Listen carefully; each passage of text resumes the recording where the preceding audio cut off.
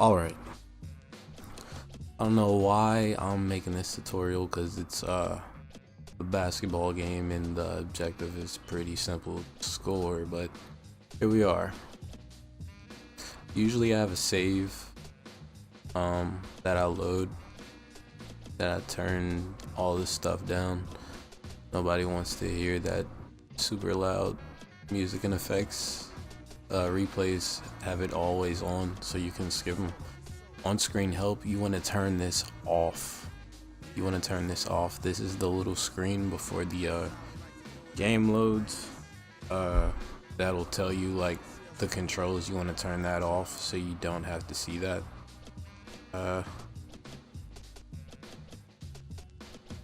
Other than that, you should be good. So I'm gonna try to go over a lot of stuff really quickly in this tutorial, so keep that in mind. But I'm gonna try to be very thorough. So first I'm gonna go to street school and show you some basic mechanics. If you're an experienced player, you'll already be pretty good at this stuff, but what I'm about to show you is stuff I've learned through analysis and playing the game over and over again. So yeah, one thing to note, since you're going to be shooting threes majority of these runs, when I say these runs, I say be a legend and NBA challenge. These rules will also apply for Street 1, Street 3, Home Court 2, so pretty much all NBA Street games.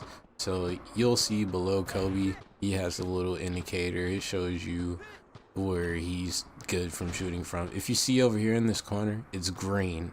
That's like the only place it's like that. And I think Kobe is like a 4 or 5 shooting stat player, but that makes a difference. And also I want to note, the game is pretty lenient on where you shoot your three. But say you shoot like here, that's a 3. Like a runner like that, yeah, that's a long range. That's a 2. It's not a 1. Another thing I want to note, if you're in a game, right, I might demonstrate a little later, but once you get to around 12-ish points, say you ran up the score, you've been knocking down shots, eventually the game is going to start battling back, and the game is going to get pretty unfair. So one thing you can do to negate that is do what Shaq just did. Thank you, Shaq. You can hit the D-pad and set yourself screen.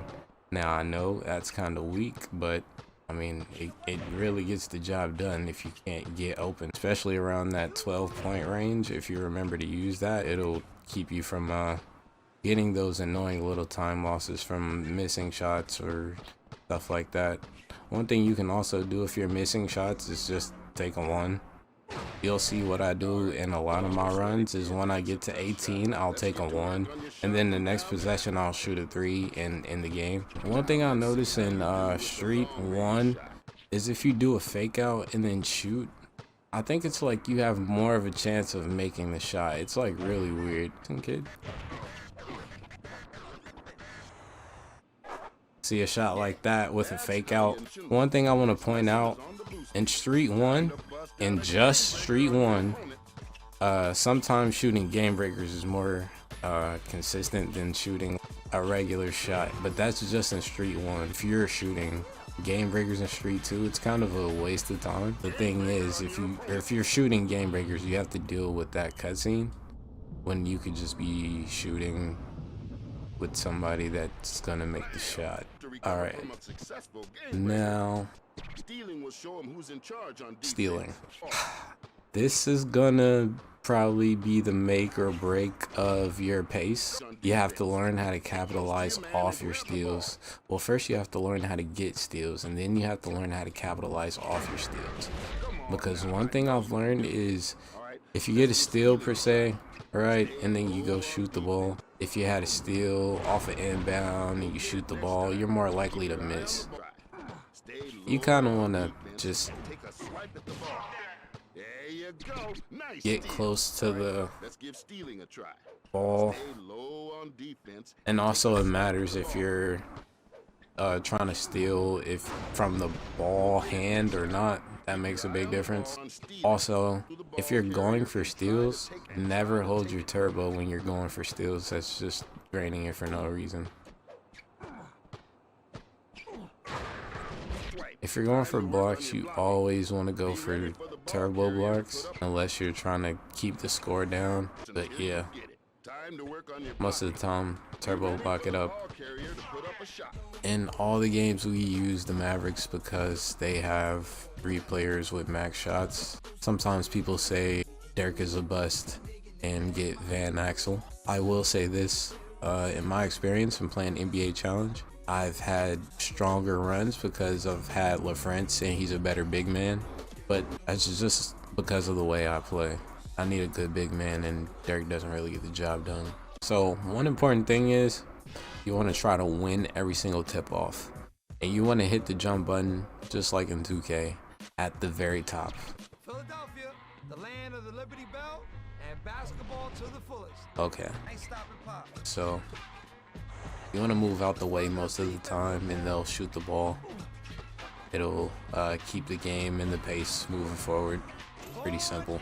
Carry on, carry on, carry on. You're not impressed here. Now you see how sometimes they just miss dunks like they're not NBA players. Now, one discovery I made recently is this pump fake strat, right? Now when you do it, the game assumes you're open because nobody's guarding you. And I've talked to my buddy Elgrot. He speedruns NFL Street, and one thing we've come to a conclusion is that your misses or makes, or you know, your offensive plays, really one of the big factors is the size and body type of the defender. So say, you know, I had Dirk and I just shot a 3 in his face. Sure, Dirk is a 5 shooting stat player, but like, you know what I'm saying? Let's say I shot it in front of Mike Bibby. I mean, that cash? Yeah, cash. See what I mean? Now another strat I made up a while ago is this half court shooting strat. All you gotta do is go 1 step above half court, right, and you just want to launch it, and most of the time it'll go in. So right about here, if you shoot a runner from right here, it'll probably go in. Do it. Nah, bricked. That's exactly why I don't do it. If you do it with a 4 shooting stat player, for some reason it goes in more, and I have the proof of that.